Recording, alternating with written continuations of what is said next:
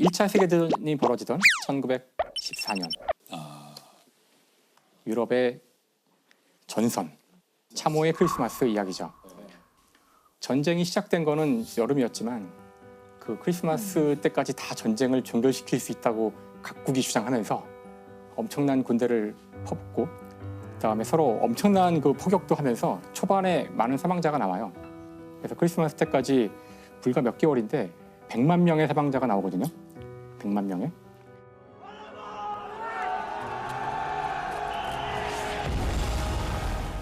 모두 지쳐있죠. 크리스마스 전까지 전쟁이 끝난다더니만 웬걸 보아하니 이 한겨울을 이 전선에서 땅바닥에서 참호하고 나야 되는 상황이 된 거예요. 크리스마스 이브에 어떤 의미에서는 기적이 일어나요. 전선에서. 독일 쪽 진영에서 누군지 모르지만 뭐 고요한 밤 거룩한 밤 부르는 거죠. 고요한 밤.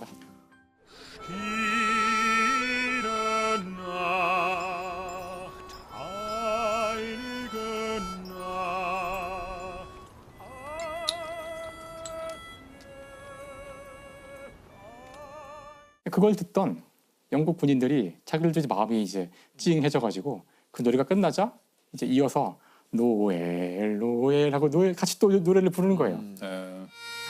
Song I've often heard.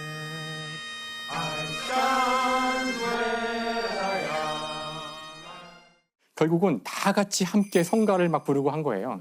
그리고서는 병사들이 참호에서 일어나서 서로에게 다가가서 악수를 하고 이야기를 하고 Merry Christmas. Frohe Weihnachten. Very Noel.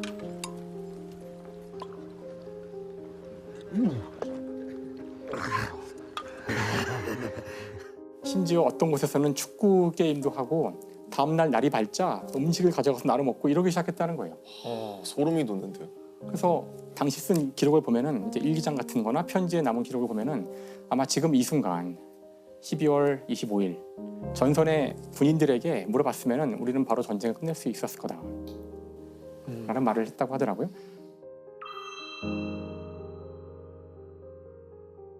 하지만 안타까운 일은 전선에선 이런 일이 벌어지고 있었지만 사령부에서는 이 사실을 듣고서 기절을 합니다. 기절을. 12월 29일 날 독일군 전 부대의 참모부에서 특명이 하달돼요. 적군과 만나거나 이야기를 하는 자는 군법 회의로 최고형을 때리겠다. 즉시 죽인다는 거죠. 즉시 사살. 바로 영국도 바로 명령을 내려요. 그렇겠죠. 그 이후 다시 또 이제 우리가 아는 것처럼 이제 끔찍한 전쟁이 다시 또 이어지게 되거든요. 그 다음에 1915년 크리스마스가 다가오자 사령부에서 특명을 내려요. 적을 향해서 막대한 양의 포탄을 퍼버라. 실제 크리스마스가 다가오자 서로의 적개심이 최대에 달할 정도로 폭탄을 퍼붓기 시작해요. 그 전해 같은 일이 반복될까봐. 증오심을 키우기 위해서. 그 전쟁을 일으킨 소수의 사람들은 적개심을 최대로 만들어서 사람들이 싸우게 만드는 거고 평화의 기운이 사람들한테서 생기는 것이 가장 두려운 일인데 실제 전선에서는 사람들이 틈만 나면 싸우기 싫어하고 틈만 나면 어떻게든 잘해보려고 그러고 그래서 전선으로부터 멀어질수록 적에 대한 적개심이 커진다라는 말이 있어요. 이 전선으로부터 거리가 멀어짐에 따라서 상대는 되게 추상적 존재고 그렇죠. 최전방의 사람들은 사실 서로 쟤도 사람이네? 그렇죠. 쟤도 누가 어머니가 있다고 그러고 형제가 있고 살고 싶어하고 우리 같이 생존할 수 있다는 것을 서로 공감할 수 있다는 거죠. 직접 만나면. 그래서 만나야 돼요. 서로 얼굴을 맞댈 때 인간은 금방 서로 소통할 수가 있거든요. 쉽게. 이런 상황 속에서도 이제 크리스마스라는 우리가 어린 시절부터 들어왔던 이 동화 같은 이야기가 우리에게 다시 우리의 본능을 일깨우는 거죠. 다시 일깨워서 잠시였지만 서로 전쟁이라는 걸 잊고 상대를 인간으로 느끼고 선물을 주고받고 하는 어린 시절로 돌아간다는 거예요. 그래서 사실 어떻게 보면 이런 것이야말로 이 크리스마스라는 산타크로스라는 이 이야기가 우리 인간에게 인간이 무엇인지를 한 번 더 생각하게 해주는 진정한 기적이 아닐까 생각합니다. 너무 멋있네요. 레비스트로스라는 인류학자는 네네. 어떻게 얘기하냐면은 이게 일종의 통과 의례랑 관계가 있다 그래요. 그러니까 모든 문화권마다 어떤 한 집단에서 다른 집단으로 들어가거나 그럴 때 의례를 통과하도록 하는 것이 모든 인류의 문화가 갖고 있는 네. 공통점이거든요. 네. 인간 전체를 통틀어서 동시에 존재하는 통과 의례는 어린아이가 어른이 되는 통과 의례예요. 네.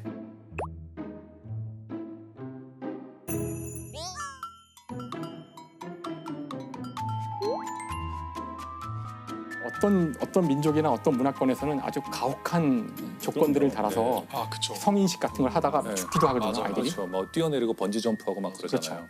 그래서 가만히 보면 지금 이 산타크로스라는 것이 통과 의례가 갖고 있는 여러 특성들을 다 갖고 있다는 거예요. 어린이들만 알고 있는 아닌 것 세상이고 같은데. 어린아이들이 이걸 통과하면 네. 어른들만 알고 있는 비밀을 알게 되는 그런 것들이 있고 입시라는 것이 지금 대학을 들어가기 위한 시험인데 우리가 뭔가 성인이 되기 전에 이 입시라는 고통스러운 과정을 통과해야 된다는 우리도 모르는 통과 우리 의례적인. DNA에 깔려 있는 네. 그런 믿음이 우리한테 있는 것이 이 제도를 못 바꾸고 있는 아무도 얘기하고 있지 않지만 뭐 고생해야지 어른 되려면 통과를 해야지라는 우리도 모르는 그런 본능 같은 게 있는 게 아닐까? 저는 그거는 입시는 분명히 통과 의례적 성격이 있는 것 같아요. 대부분의 통과 의례가 고통스럽잖아요. 산타클로스는 그에 비하면 너무 고통이 없지 않나요? 고통은 없는 것이 아니라 그러니까 우리는 지금 굉장히 좋은 산타만 보는데 이런 산타도 있어요. 와서 때리나요?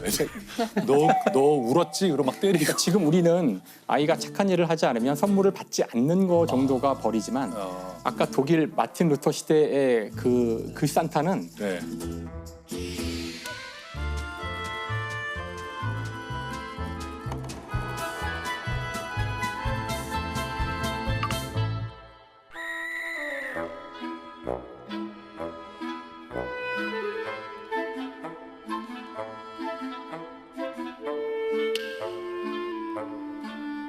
현대에 와서 굉장히 순화가 돼서 좋은 일을 하지 않아도 선물을 주는 식으로 바뀌었지만 네. 제가 어릴 때만 해도 좋은 일을 해야 선물을 준다고 그랬었고요. 아. 나쁜 일을 하면 오히려 벌을 줄 수도 있는 거였고 그러니까 이게 사실 통과 의례의 성격이 있기 때문에 모든 문화권에서 쉽게 이걸 받아들였다라는 주장. 그럼 이해가 된다. 사실 이런 건 일종의 밈인 거잖아요. 그 문화적 유전자인 거죠. 산타클로스라는 이야기가 전 세계로 계속 퍼져나가서 계속 살아남고 있는 거잖아요. 저는 가설이 하나 있긴 있어요. 아 있으세요? 예.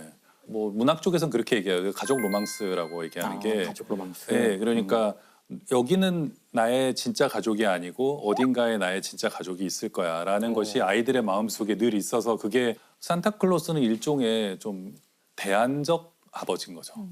네, 그러니까 대안적 진짜 아버지. 아버지는 규제를 하잖아요. 이걸 하면 안 돼, 이래선 안 돼, 똑바로 살아.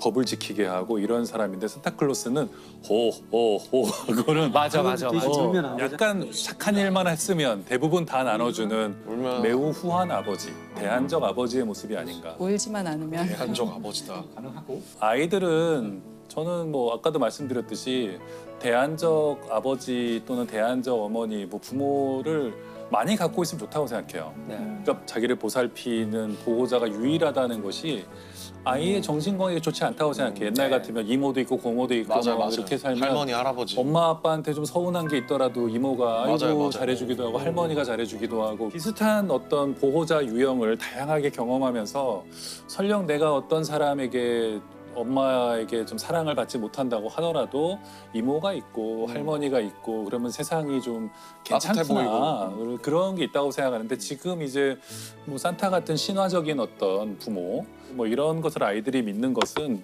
좋은 것 같아요.